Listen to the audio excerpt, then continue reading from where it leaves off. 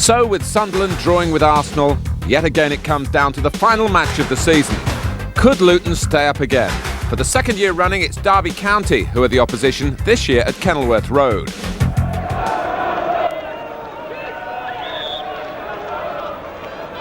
Forsyth to take the free kick. And just waiting now as Mark Wright moves forward. Further beyond him is Mick Harford. Wright going for it though. Oh, a missed kick by McDonough. Harford drove it well, and a flying save from Alec Chamberlain. The goalkeeper who's had a terrific season, though it's been such a trouble one for Luton Town. And Mick Harford, who knows this pitch so well, really connected well. On from Harford. Saunders beaten to it by Dreyer. Here's Elstrup. And Derby backpedaling. Elstrup goes on and on. Black, oh, it was a reasonable chance. But on a synthetic surface, the contact has to be virtually 100%. And when you look at this again, you'll see that Kingsley Black got it down towards the heel of his left foot.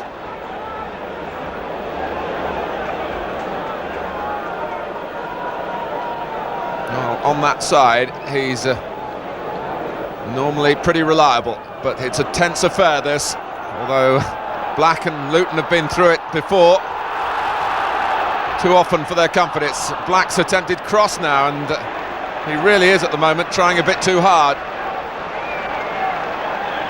He's Luton Town through and through,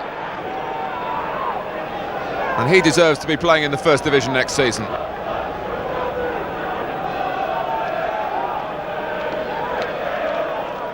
Will Peter Shilton be playing at all?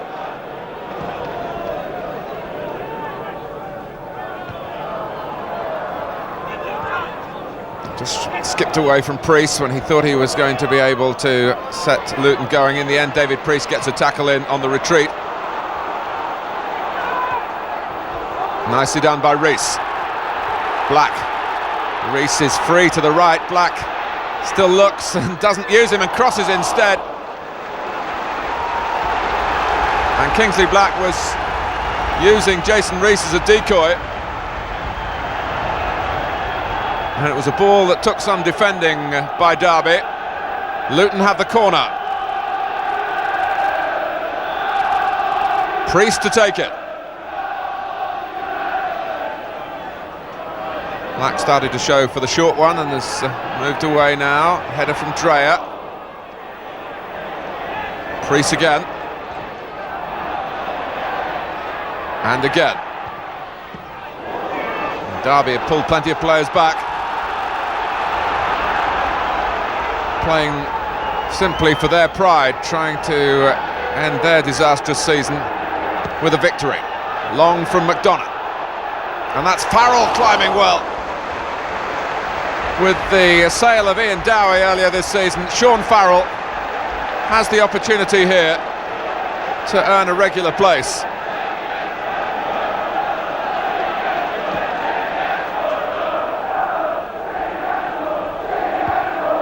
Dreyer pushing Pembridge out of the way. Pembridge gets his toe to it, and Farrell is away from right, and it was all fairly untidy, but George Courtney doesn't rule in Farrell's favour. He got in front of Mark Wright, and then Wright was able to get to the ball.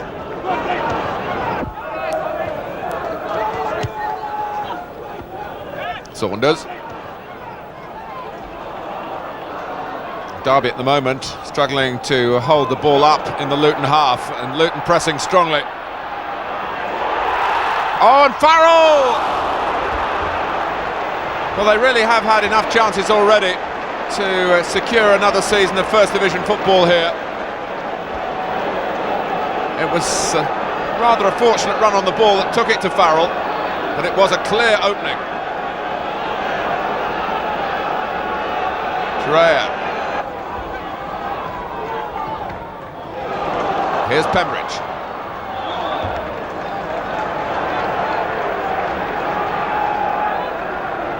Geraint Williams really having to do total defending in his midfield job at the moment. 4 minutes to go to half-time. And here's Rees with the free kick. Oh, and it's a goal! And I think it came off with great irony the head of Mick Harford, the former Luton player, who headed so many fine goals for Luton, and he's got another one wearing Derby's colours.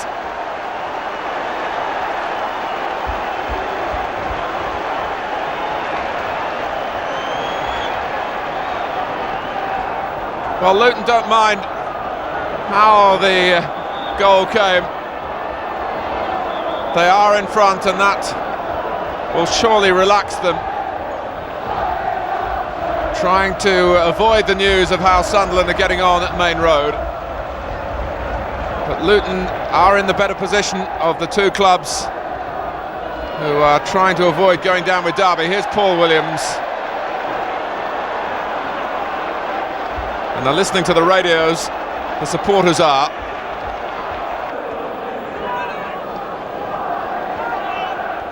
Took down by Harford, helped on by Saunders.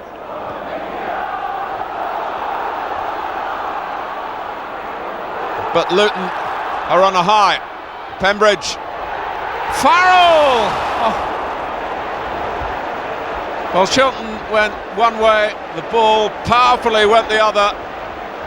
Too powerfully, because it arrowed wide of the post, when in truth Sean Farrell had most of the goal to aim at.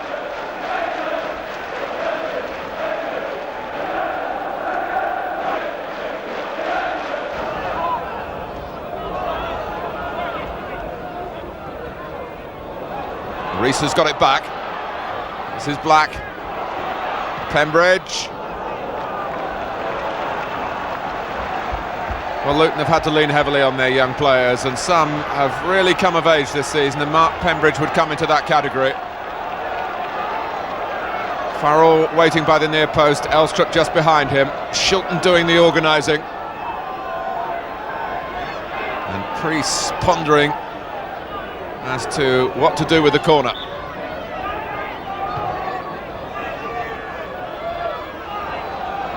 Oh, it's come for Black, and for Elstrup!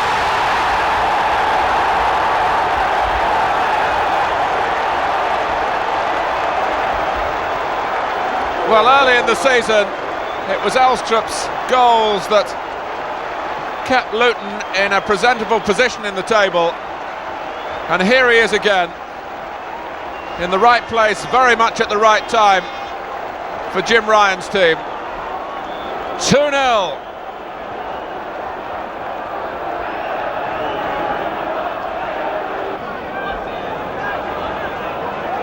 Right. And Mark Wright has made a great run. He hasn't scored this season, and he still hasn't.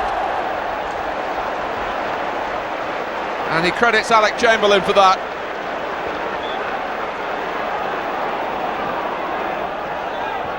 Oh, and it's Wright again against the bar. Well, I think Derby felt just how low they were on luck when Niall Quinn of Manchester City went in goal and saved the Dean Saunders penalty a few weeks ago.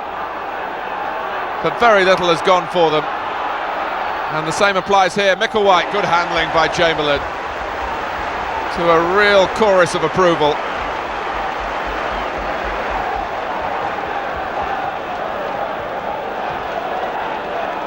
It was Mark Wright earlier who rattled the bar.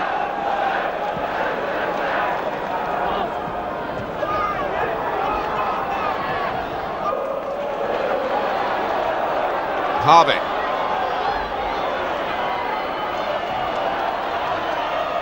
It took two to stop him. There it is! Luton Town stay in the First Division, and for the third successive year they've done it on the last day of the season.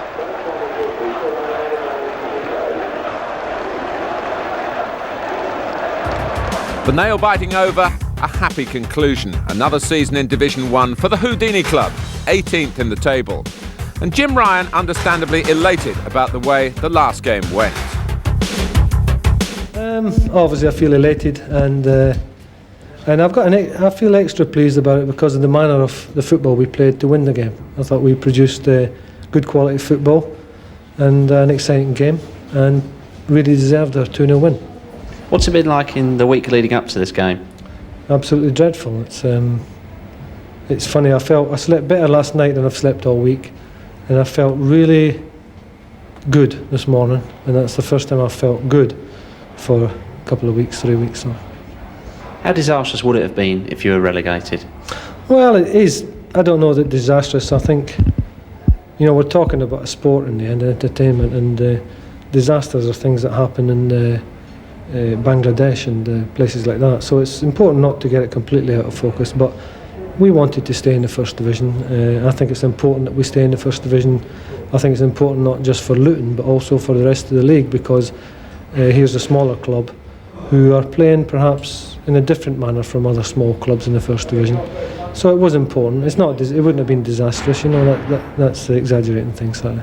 I think we had a good first half season, and then we dropped down in form in the second half of the season, where we had a good spell against Chelsea in the Zenith Cup, and then Liverpool, Nottingham Forest and Aston Villa. We got 3 wins there on the trot, and that helped us again. But after that we didn't win many games, and we dropped down deeper and deeper into the relegation zone. But fortunately we stayed up. What's the sense of relief like in the dressing room? Well, of course, the relief is big. There's a big difference in playing in the First Division and playing in the Second Division. It's always going to be hard to come back from the Second Division. There's so many good teams there. So, of course, the relief is big now. What were your thoughts going into the game? Because you hadn't won for 9 matches.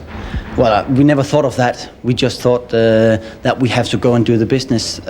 We got to get a goal, hopefully get 2 goals, and then hope that we always knew it was going to be difficult for Sunderland and Manchester City. So we went for the win and hope that the result will be there for us. What would you say was your best performance in the league this season? It's got to be away against QPR when we lost 6-1. No, not that one. I think when we played away against Southampton early in the season and we won the game 2-1 and I scored the 2 goals, I think that's my best game of the season. What would you say, what sort of support have you had from the fans this season? I think it's been tremendous, especially when we played against Everton up there and we lost 1-0.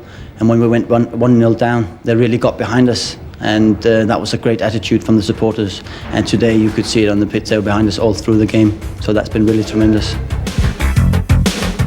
Changes for next season, turf instead of plastic, and away supporters at Kenilworth Road. And Luton will hope that the team's survival doesn't rest on the final game.